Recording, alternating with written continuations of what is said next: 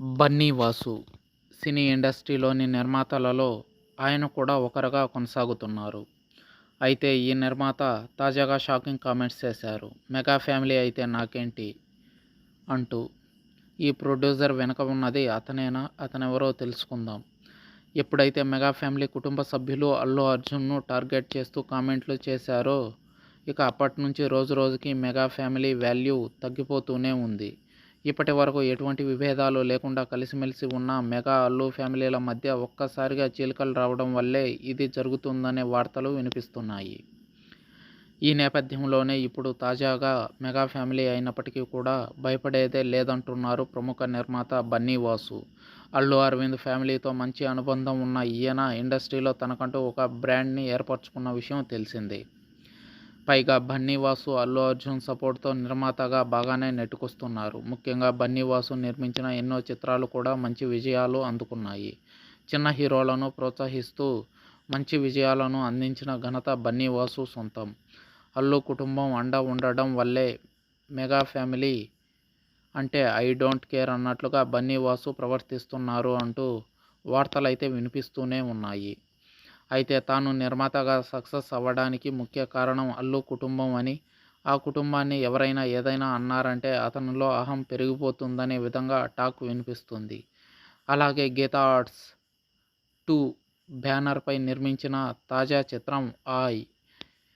ఈ చిత్రం ఈ నెల 15న ప్రేక్షకుల ముందుకు రాబోతుంది. అదే రోజున హీరో రామ్ పోతినేని నటించిన డబల్ ఇస్మార్ట్ శంకర్, రవితేజ నటించిన మిస్టర్ బచ్చన్ సినిమాలతో పాటు మరికొన్ని చిత్రాలు కూడా రిలీజ్ కాబోతున్నాయి. పైగా ఆగస్టు 15న విడుదలవుతున్న చిత్రాలన్నీ కూడా భారీ బడ్జెట్ చిత్రాలే అయినప్పటికీ తమ సినిమా మీద ఉన్న నమ్మకంతో తాను కూడా ఆగస్టు 15న విడుదలకు సిద్ధమయ్యారు బన్నీ వాసు. అందుకే ఈ చిత్రాన్ని ఆ రోజే ప్లాన్ చేశారు. అయితే ఇందులో హీరోగా నార్నే నితిన్ నటిస్తున్నట్లు తెలుస్తుంది. ఈ సినిమా ప్రమోషన్స్లో భాగంగా ప్రెస్ మీట్ నిర్వహించారు బన్నీ వాసు. ఇదిలా ఉండగా గతంలో ఫిలిం ఛాంబర్లో ఒక జర్నలిస్ట్ని ప్రెస్ మీట్స్కి రావద్దని చెప్పింది బన్నీ వాసు.